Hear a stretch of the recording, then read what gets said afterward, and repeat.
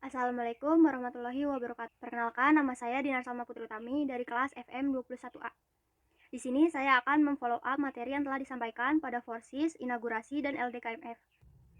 Yang pertama pada materi ISMA Farsi. ISMA Farsi singkatan dari Ikatan Senat Mahasiswa Farmasi Seluruh Indonesia. Adalah organisasi mahasiswa yang terbentuk konfederasi terdiri dari lembaga-lembaga kemahasiswaan dari institusi farmasi di seluruh Indonesia. Bertujuan untuk menyatukan opini dan ajang silaturahmi mahasiswa farmasi. Sejarah ISMA Farsi dimulai pada tahun 50-an, terbentuk pada 22 Desember 1955 di Yogyakarta. Terpilih yaitu Purnomo Sigih dan Midian Sirait. Pembagian wilayah ISMA Farsi dipimpin oleh Korwil, yaitu koordinator wilayah. Yang pertama ada Sumatera 1, Sumatera 2, Jabodelata, Priangan, Joglo Sepur, Batara Jatim, Kalimantan, dan Indonesia Timur. Anggota LEM wilayah Priangan ada 13. Impact ISMA Farsi sendiri yaitu terbentuknya leadership, mendapatkan sumber informasi, dan belajar public speaking.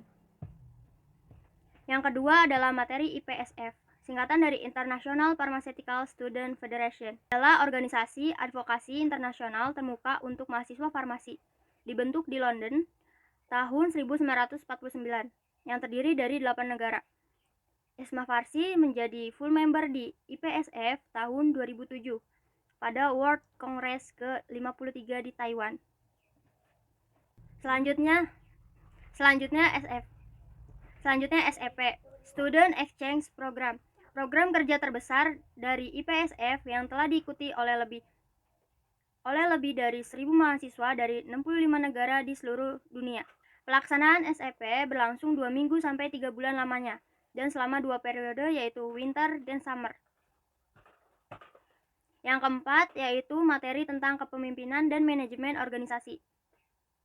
Kepemimpinan merupakan suatu kekuatan yang memegang peranan penting dalam keberhasilan organisasi manapun. Mengapa demikian? Karena salah satu tujuan kepemimpinan dibentuk untuk meraih tujuan yang sama dan satu secara bersama-sama antara pemimpin dan anggota tim lainnya. Kepemimpinan menurut beberapa ahli, salah satunya menurut George R. Terry, kepemimpinan adalah aktivitas mempengaruhi orang-orang supaya diarahkan mencapai tujuan organisasi. Teori kepemimpinan ada 3, yaitu teori karakter, teori perilaku, dan teori kepemimpinan situasional atau situational leadership theory. Adapun karakteristik kepemimpinan yang pertama ada penyikapan diri atau menempatkan posisi dalam hal positif. Yang kedua yaitu wawasan, kemampuan seseorang dalam mengenal karakteristik orang lain. Yang ketiga yaitu tanggung jawab pribadi atau bertanggung jawab dalam proses pengembangan.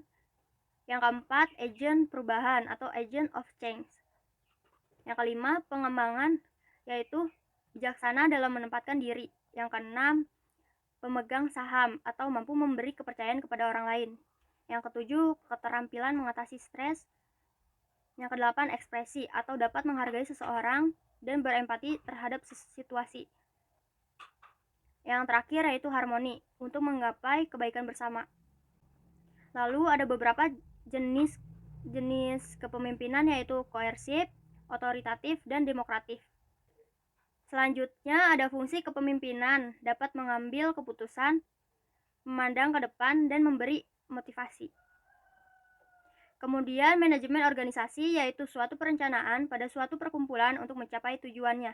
Adapun tujuan manajemen organisasi yaitu membentuk koordinasi yang baik, menetapkan kinerja efektif,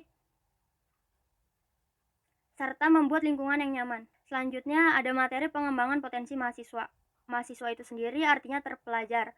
Peran mahasiswa secara teori yaitu agen perubahan, pengontrolan sosial, penerus bangsa, dan moral force. Apa itu farmasi? Farmasi berasal dari kata pharmakon yang merupakan bahasa Yunani yang berarti racun atau obat. Adapun ruang lingkup farmasi terdiri dari beberapa bidang, yaitu bidang industri seperti pemasaran produk riset dan pengembangan produk. Pada bidang klinik seperti pemberian informasi obat, penggunaan, dan pemantauan obat. Peraturan Pemerintahan Republik Indonesia Nomor 51 Tahun 2009 tentang Pekerjaan Kefarmasian menyatakan bahwa tenaga kefarmasian adalah tenaga yang melakukan pekerjaan kefarmasian yang terdiri atas apoteker dan tenaga kefarmasian. Alur pendidikan 4 tahun untuk program S1 farmasi. Selanjutnya, materi teknik persidangan. Persidangan adalah pertemuan formil antara beberapa orang untuk menyelesaikan masalah. Jenis persidangan yaitu 1. Awal sidang paripurna atau pleno, diikuti oleh seluruh peserta kegiatan, dipimpin oleh panitia pengarah dan membahas agenda tata tertib serta memilih pemimpin pemilihan presidium sidang tetap.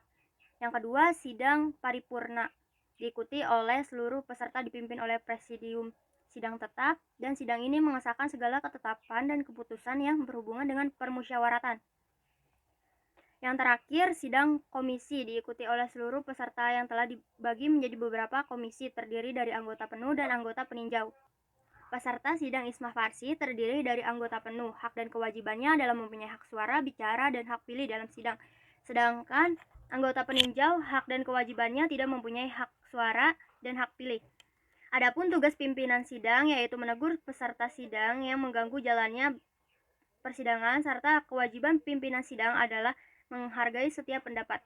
Materi yang terakhir adalah 10 Star of Pharmacy.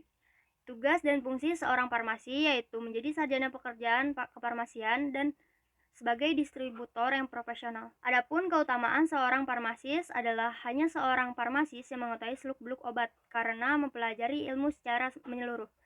Dan farmasis memiliki peluang lapangan kerja yang sangat luas. Perkembangan yang pesat hingga saat ini mulai dari masa tradisional, masa klinis, dan masa pasien oriented hingga masa pharmaceutical care. 7 Star of Pharmacy adalah istilah yang diungkapkan WHO untuk menggambarkan peran seorang farmasis atau apoteker dalam pelayanan kesehatan yang seiring waktu bertambah. Jadi 9 Star of Pharmacy dicetus oleh WHO pada tanggal 7 Maret 2014. Adapun peran seorang farmasi dalam menyongsong Indonesia Sehat 2025 yaitu farmasis berperan sebagai 9 Star of Pharmacies, menyediakan berbagai jenis sediaan obat yang memiliki nilai mutu tinggi dan berkualitas di mana nasional maupun internasional, memberikan pelayanan yang merata dan terjangkau kepada seluruh pasien maupun masyarakat luas. Strategi seorang farmasi dalam perannya menyongsong Indonesia Sehat 2025 yaitu melaksanakan, meningkatkan, dan mengembangkan 9 Star of Pharmacy.